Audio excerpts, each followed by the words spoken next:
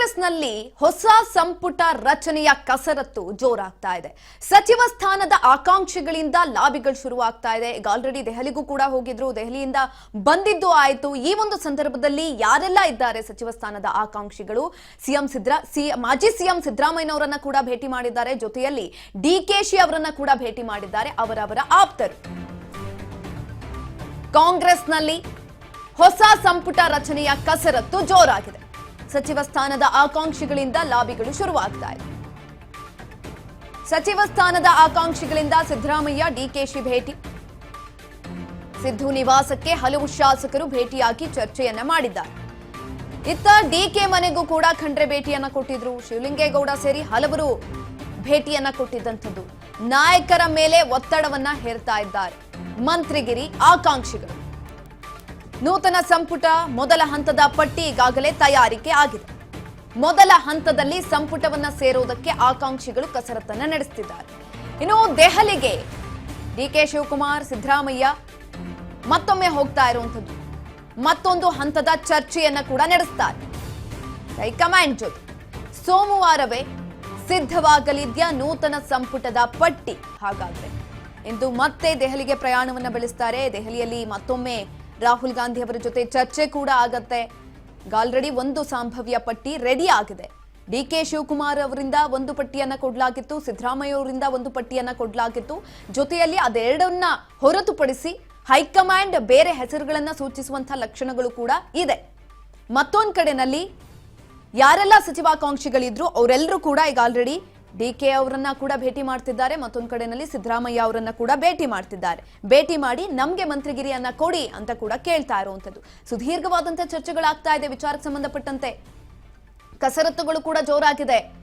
ತಮ್ಮ ತಮ್ಮ ಕ್ಷೇತ್ರದಲ್ಲಿ ಅವರು ಯಾವ ರೀತಿಯಾದಂತಹ ಅಭಿವೃದ್ಧಿಯನ್ನ ಮಾಡಿದ್ದಾರೆ, ಪಕ್ಷಕ್ಕಾಗಿ ಅವ್ರು ಮಾಡಿರುವಂತಹ ಕೆಲಸಗಳೇನು, ಪ್ರತಿಯೊಂದನ್ನು ಕೂಡ ಇದೀಗ ಅವರ ಮುಂದೆ ಇಡೋದಕ್ಕೆ ಮುಂದಾಗ್ತಾ ಇರುವಂತದ್ದು. ಡಿಕೆಶಿ ಕ್ಯಾಬಿನೆಟ್ನ 14 ಸಂಭಾವ್ಯ ಸಚಿವರು ಕೂಡ ಇದ್ದಾರೆ.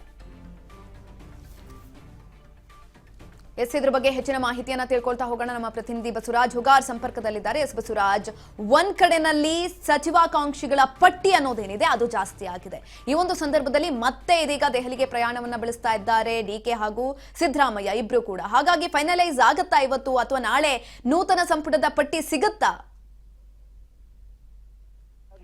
ಡಿಕೆ ಶಿವಕುಮಾರ್ ಅವರು ಮತ್ತೆ ಸಿದ್ದರಾಮಯ್ಯನವರು ಸಹಿತ ಇಬ್ಬರು ನಾಯಕರು ಕೂಡ ಒಂದಿಷ್ಟು ಹೆಸರುಗಳನ್ನ ಹೈಕಮಾಂಡ್ ನಾಯಕರಿಗೆ ಶಿಫಾರಸನ್ನ ಮಾಡಿದ್ದಾರೆ. ಅಂತಿಮವಾಗಿರ್ತಕ್ಕಂತಹ ಒಂದಿಷ್ಟು ಅಧಿಕೃತವಾಗಿರ್ತಕ್ಕಂಥ ಪಟ್ಟಿಯನ್ನ ಬರೋದೊಂದೇ ಕೂಡ ಬಾಕಿ ಇರುವಂತದ್ದು.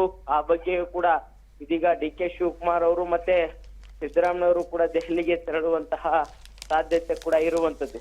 ಡಿಕೆ ಶಿವಕುಮಾರ್ ಅವರು ದೆಹಲಿಗೆ ತೆರಳಿದ್ದಾರೆ. ಯಾಕಂತಂದ್ರೆ ಒಂದ್ ಕಡೆ ಅವರ ಒಂದು ಸಿಎಂ ಪದಗ್ರಹಣ ಕಾರ್ಯಕ್ರಮಕ್ಕೆ ಹೈಕಮಾಂಡ್ ನಾಯಕರಿಗೆ ಆಹ್ವಾನ ಕೂಡ ಕೊಡಬೇಕು. ಮತ್ತೆ ಈಗ ಟಿಎಲ್ಪಿ ನಾಯಕನಾಗಿ ಆಯ್ಕೆ ಮಾಡಿರ್ತಕ್ಕಂತ ಹಿನ್ನೆಲೆಯಲ್ಲಿ ಅವರಿಗೆ ಒಂದಿಷ್ಟು ಕೃತಜ್ಞತೆ ಸಲ್ಲಿಸಬೇಕು ಅನ್ನುವಂತ ನಿಟ್ಟಿನಲ್ಲಿ ಕೂಡ ಡಿಕೆ ಶಿವಕುಮಾರ್ ಅವರು ದೆಹಲಿಗೆ ತೆರಳಿದ್ದಾರೆ. ಆದರೆ ಪ್ರಮುಖವಾಗಿರ್ತಕ್ಕಂಥದ್ದು ಒಂದಿಷ್ಟು ಡಿಸಿಎಂಗಳನ್ನ ಸೃಷ್ಟಿ ಮಾಡಬೇಕು ಅನ್ನುವಂತ ನಿಟ್ಟಿನಲ್ಲಿ ಕೂಡ ಪಕ್ಷದ ವಲಯದಲ್ಲಿ ಒಂದು ಬಣದಿಂದ ಸಾಕಷ್ಟು ಒತ್ತಡ ಕೂಡ ಹೇರ್ತಾ ಇದ್ದಾರೆ. ಯಾಕಂತಂದ್ರೆ ಈ ಹಿಂದೆ ಕೂಡ ಸಿದ್ದರಾಮಯ್ಯವರ ಸರ್ಕಾರ ರಚನೆ ಆಗುವಂತ ಸಂದರ್ಭದಲ್ಲಿ ಡಿಸಿಎಂ ಸ್ಥಾನ ಬೇಕು ಅನ್ನುವಂತ ನಿಟ್ಟಿನಲ್ಲಿ ಡಿಕೆ ಶಿವಕುಮಾರ್ ಅವರು ಬಹಳಷ್ಟು ಹಠವನ್ನ ಕೂಡ ತೊಟ್ಟಿದ್ರು. ಅದರಂತೆ ಅವರು ಪಡೆದುಕೊಂಡ್ರು. ಅದೇ ರೀತಿಯ ಈಗ ಸಿದ್ದರಾಮಯ್ಯವರು ಸಿಎಂ ಸ್ಥಾನದ ಕೆಳಗಿಳಿದ್ದಾರೆ. ಅದರ ಭಾಗವಾಗಿ ಈಗ ಸಮುದಾಯವಾರು ಕೂಡ ಡಿಸಿಎಂ ಸೃಷ್ಟಿ ಮಾಡಬೇಕು ಅನ್ನುವಂತ ನಿಟ್ಟಿನಲ್ಲಿ ಕೂಡ ಒತ್ತಾಯ ಕೂಡ ಇದೆ. ಅದರ ಜೊತೆಗೆ ಸಚಿವ ಸಂಪುಟದಲ್ಲಿ ಈ ಹಿಂದೆ ಇರ್ತಕ್ಕಂಥವ್ರು ಸಹಿತ ನಮಗೂ ಕೂಡ ಸಚಿವ ಸ್ಥಾನ ಬೇಕು ಅನ್ನುವಂತಹ ಬಿಗಿಪಟ್ಟನ್ನು ಕೂಡ ಹಿಡಿದುಕೊಂಡಿದ್ದಾರೆ. ಆದ್ರೆ ಈ ಬಾರಿ ಹಲವು ಬೇರೆ ಶಾಸಕರು ಕೂಡ ಹಿರಿಯ ಶಾಸಕರಿದ್ದಾರೆ. ಮತ್ತೆ ಕೆಲವರು ಬೇರೆ ಪಕ್ಷದಿಂದ ಬಂದಂತ ಸಂದರ್ಭದಲ್ಲಿ ಅವರಿಗೆ ನಿಮಗೆ ಸಚಿವ ಸ್ಥಾನ ಕೊಡ್ತೇನೆ ಅನ್ನುವಂತ ಭರವಸೆಯನ್ನು ಕೂಡ ಕೊಟ್ಟಿದ್ದಾರೆ ಪಕ್ಷದ ನಾಯಕರು. ಹಾಗಾಗಿ ಅದನ್ನು ಕೂಡ ಒಂದು ಗಮನದಲ್ಲಿ ಇಟ್ಕೊಂಡು ಈ ಒಂದು ಸಚಿವ ಸಂಪುಟ ರಚನೆ ಮಾಡಬೇಕು ಅನ್ನುವಂತ ನಿಟ್ಟಿನಲ್ಲಿ ಕಾಂಗ್ರೆಸ್ ಪಕ್ಷದ ನಾಯಕರು ಸಾಕಷ್ಟು ಪ್ರಯತ್ನವನ್ನ ಪಡ್ತಾ ಇದ್ದಾರೆ. ಹಲವು ಈಗ ಜೆಡಿಎಸ್ ಇಂದ ಬಂದಂತವ್ರು, ಬೇರೆ ಪಕ್ಷದಿಂದ ಬಂದಂತವರಿಗೂ ಸಹಿತ ಈಗ ಅವಕಾಶ ಮಾಡಿಕೊಡ್ಬೇಕಾಗಿ ಈಗಿನ ಸಚಿವ ಸಂಪುಟದಲ್ಲಿ ಶಿವಲಿಂಗೇಗೌಡರ ಆಕಾಂಕ್ಷಿ ಇದ್ದಾರೆ, ಲಕ್ಷ್ಮಣ್ ಸವದಿ ಅವರ ಆಕಾಂಕ್ಷಿ ಇದ್ದಾರೆ.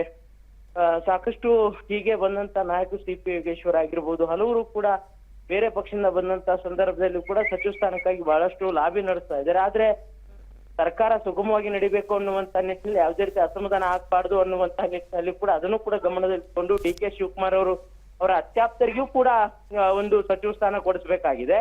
ಅದರ ಜೊತೆಗೆ ಸಿದ್ದರಾಮಯ್ಯನವರ ಬಣದಲ್ಲಿರ್ತಕ್ಕಂಥವ್ರಿಗೂ ಕೂಡ ಸಚಿವ ಸ್ಥಾನ ಕೊಡಿಸ್ಬೇಕಾಗಿದೆ.